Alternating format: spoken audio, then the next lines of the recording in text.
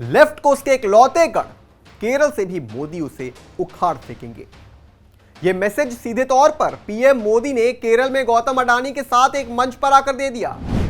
इस इवेंट ने कितने लोगों की नींद हराम कर दी है, इसका अंदाजा इसी बात से लगाया जा सकता है कि इंडस्ट्रियलाइजेशन का विरोध करने वाली लेफ्ट विंग भी अब दबे आवाज में इसका समर्थन करने लगी है।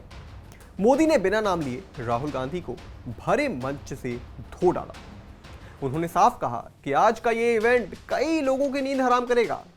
आज बताएंगे आपको कैसे केरल से पीएम मोदी ने अडानी अडानी चिल्लाने वाली कांग्रेस की जमकर तारीफ की, केरल से लेफ्ट को उखाड़ फेंकने की नींव रख दी और राहुल गांधी को कैसे जमकर धोया। पर उससे पहले आयोन भारत को सब्सक्राइब कर लीजिए। नमस्कार, मैं हूं आपके साथ स्नेह श्रेयस। आयोन भारत देख रहे हैं आप। देखिए, प्रधानमंत्री नरेंद्र मोदी ने शुक्रवार को केरल के विजनिम अंतर्राष्ट्रीय बंदरगाह का उद्घाटन किया। उन्होंने इस दौरान विपक्ष पर तंज कसते हुए कहा कि आज का यह इवेंट कई लोगों की नींद हराम कर देगा। जहां मैसेज जाना था चला गया है। हमारे मुख्यमंत्री जी से भी मैं कहना चाहूंगा, आप तो इंडिया अलायंस के बहुत बड़े मजबूत पिलर है। यहां शशि थरूर भी बैठे हैं और आज का ये इवेंट कई लोगों की नींद हराम कर देगा। पीएम मोदी ने अपने भाषण के दौरान उद्योगपति गौतम अडानी की खुलकर प्रशंसा की।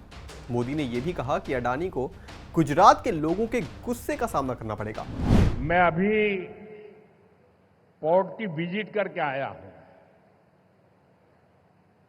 और गुजरात के लोगों को जब पता चलेगा कि इतना बढ़िया पोर्ट ये अडानी ने यहां केरल में बनाया है, ये गुजरात में 30 साल से पोर्ट पे काम कर रहे हैं, लेकिन अभी तक वहां उन्होंने ऐसा पोर्ट नहीं बनाया, तब उनको गुजरात के लोगों से गुस्सा शायद करने के लिए तैयार रहना पड़ेगा। इस मौके पर गौतम अडानी ने भी अपनी बात कही। गौतम अडानी ने कहा कि हमें भारत का पहला डीप सी ऑटोमेटेड पोर्ट बनाकर गर्व है। ये भविष्य में एक बड़ा वैश्विक ट्रांसशिपमेंट हब होगा। रणनीतिक महत्व वाले विजनजाम पोर्ट को एक प्रमुख प्राथमिकता वाली परियोजना के रूप में पहचाना गया है, जो भारत के वैश्विक व्यापार की स्थिति को मजबूत करने, लॉजिस्टिक्स दक्षता को बढ़ावा देने और कार्गो ट्रांसशिपमेंट के लिए विदेशी पोर्ट पर निर्भरता को कम करने में योगदान देगा।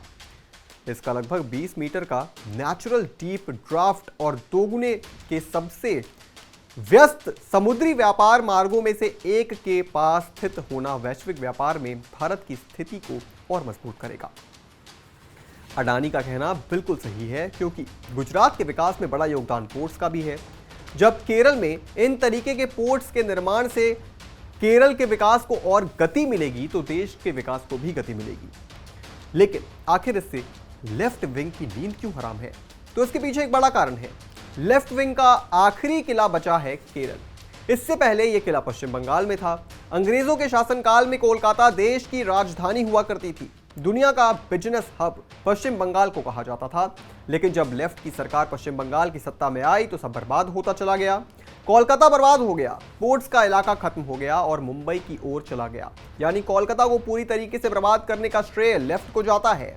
लेफ्ट ने कोलकाता को इसलिए बर्बाद किया क्योंकि वह इंडस्ट्रियलाइजेशन के खिलाफ थे और कांग्रेस शासित तमाम प्रदेशों में अडानी की इन्वेस्टमेंट है। राजस्थान में जब कांग्रेस की सरकार थी तब 65,000 करोड़ का निवेश अडानी ने किया था। छत्तीसगढ़ में 65,000 करोड़। महाराष्ट्र में जब कांग्रेस और उद्धव की सरकार थी तब 10,000 करोड़ की योजना बनाई गई थी। केरल में 7,525 करोड़ की योजना, तेलंगाना में 12,000 करोड़ का निवेश अडानी ने किया। यानी हर स्टेट में अडानी का प्रोजेक्ट है, चाहे वो किसी भी शासनकाल की पार्टी, कोई भी पार्टी वहां पे शासन कर रही हो। और मोदी भी हमेशा से कहते आए हैं कि ये वेल्थ क्रिएटर्स हैं। और मोदी ने एक बार फिर कहा कि केरल ने भी अडानी को अपना लिया है। यानी अडानी लेफ्ट के लिए भी अछूत हैं और धीरे धीरे अडानी केरल में भी अपने पैर जमाएंगे और कांग्रेस और लेफ्ट दोनों का अंत केरल में भी होता दिख रहा है। इस पूरी खबर पर आप क्या सोचते हैं दोस्तों? हमें कमेंट करके जरूर बताएं और भी तमाम बड़ी खबरों से जुड़े रहने के लिए आप देखते रहें आयोन भारत।